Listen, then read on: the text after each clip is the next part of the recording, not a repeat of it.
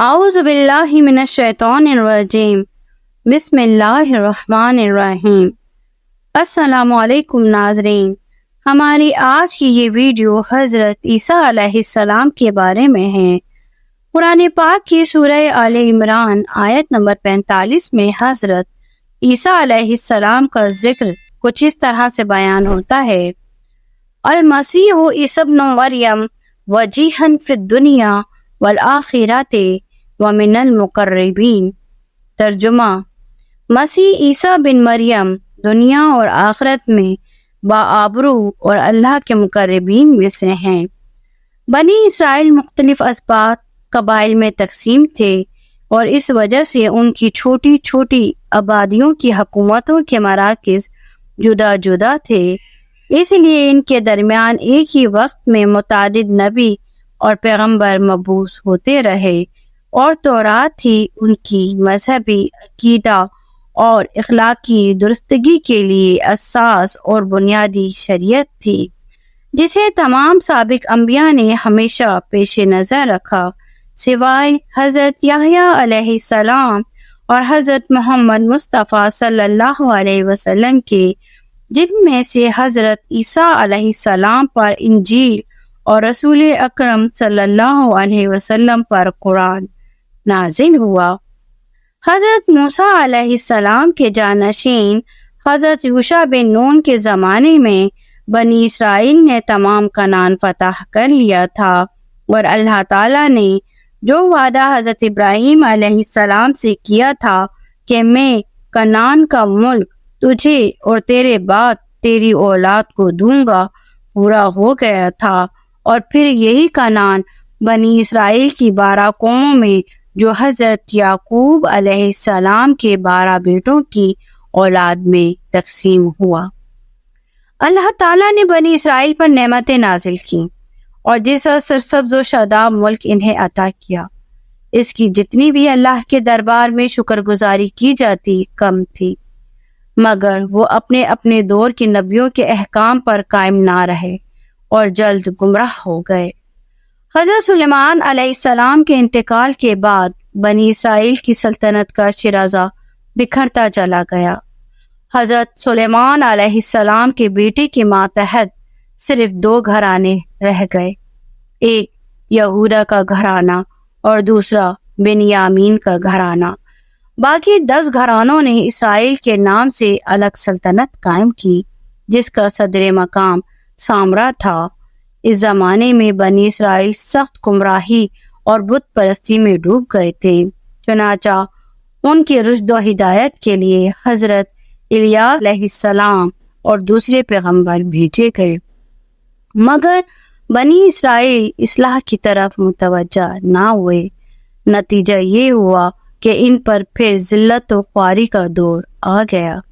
پہلے بابل کے بادشاہ نے ان پر حملہ کر کے انہیں تباہ و برباد کیا، پھر کچھ مارے گئے، کچھ قیدی بنا لیے گئے، پھر رومیوں نے چڑھائی کی اور بنی اسرائیل کو محکوم بنا لیا۔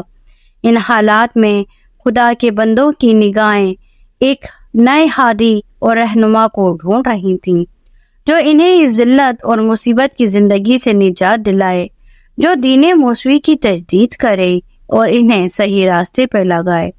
چنانچہ اللہ تعالیٰ نے حضرت عیسیٰ علیہ السلام کو مبعوث فرمایا۔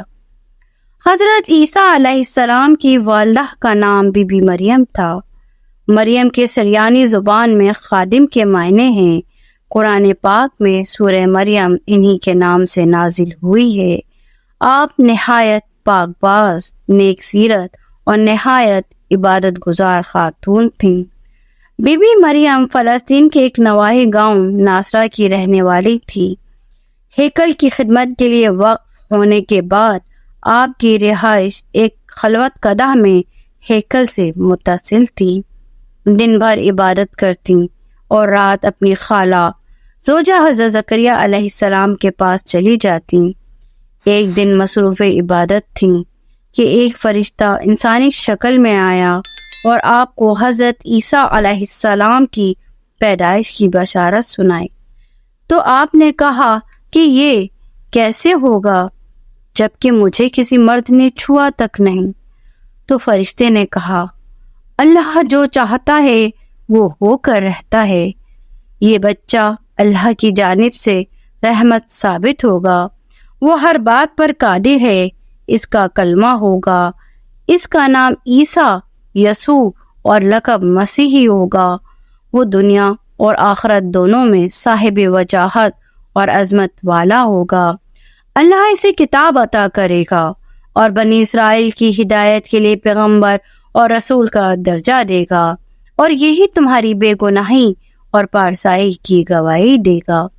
قرآن پاک میں اس بشارت کا ذکر 2 مقامات سورہ آل عمران اور سورہ مریم میں موجود ہے۔ حمل ٹھہرنے کے بعد یہ تقاضۂ بشری پیدائش کے لیے حضرت مریم اپنے گاؤں ناصرہ چلی گئیں۔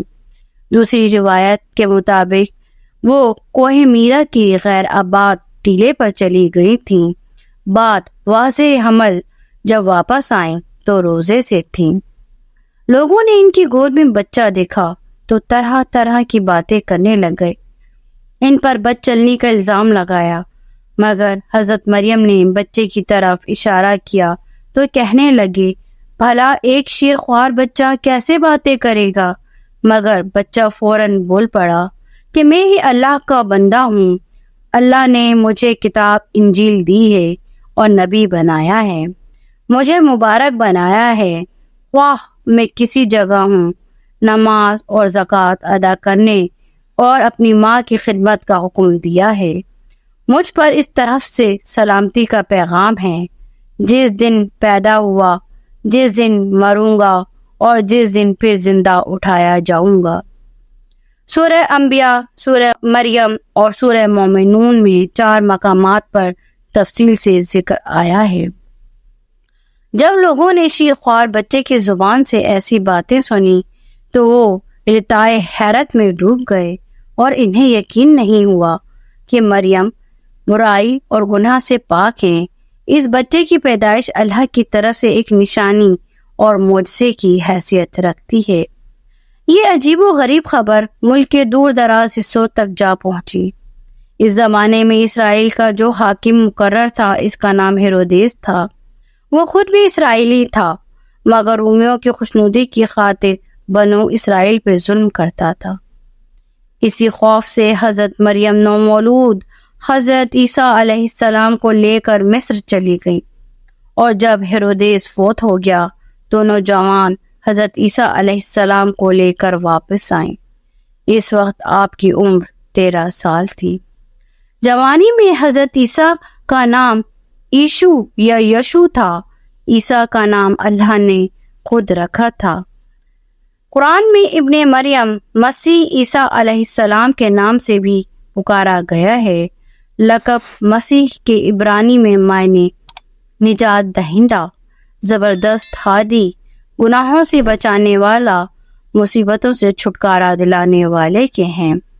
حضرت عیسیٰ کا ایک اور لقب روح اللہ بھی ہے۔ عربی میں عیسیٰ کے معنی سید یا سردار کے ہیں۔ پیدائش کے کچھ ہی دیر بعد آپ نے لوگوں سے کلام کیا تھا، اس لیے اس معجزے کے سبب آپ کو تکلم فی المہد سے بھی پکارا جاتا ہے۔ آپ خاتم الانبیاء اسرائیل ہیں، کیونکہ اس کے بعد بنی اسرائیل میں آج تک کوئی نبی مبعوث نہیں ہوا۔ رسول اکرم صلی اللہ علیہ وسلم کی آمد کے بارے میں حضرت عیسیٰ علیہ السلام نے پیش گوئی فرما دی تھی۔ سورہ الصف آیت نمبر 6۔ قرآن پاک میں 14 سورتوں میں حضرت عیسیٰ کا ذکر 34 مرتبہ آیا ہے۔ ناظرین، یہ تھی ہماری آج کی ویڈیو کا پارٹ 1 جو حضرت عیسیٰ علیہ السلام کے بارے میں تھی۔ ہمیں امید ہے کہ آپ کو ہماری آج کی یہ ویڈیو بہت پسند آئی ہوگی۔ مزید اس طرح کی ویڈیوز دیکھنے کے لیے ہمارے چینل کو لائک، شیئر اور سبسکرائب کرنا نہ بھولیں، اور ساتھ ہی بیل آئیکن کے بٹن کو بھی پریس کر دیجیے تاکہ ہماری ہر آنے والی ویڈیو آپ کو بر وقت اور بآسانی مل سکے۔ شکریہ۔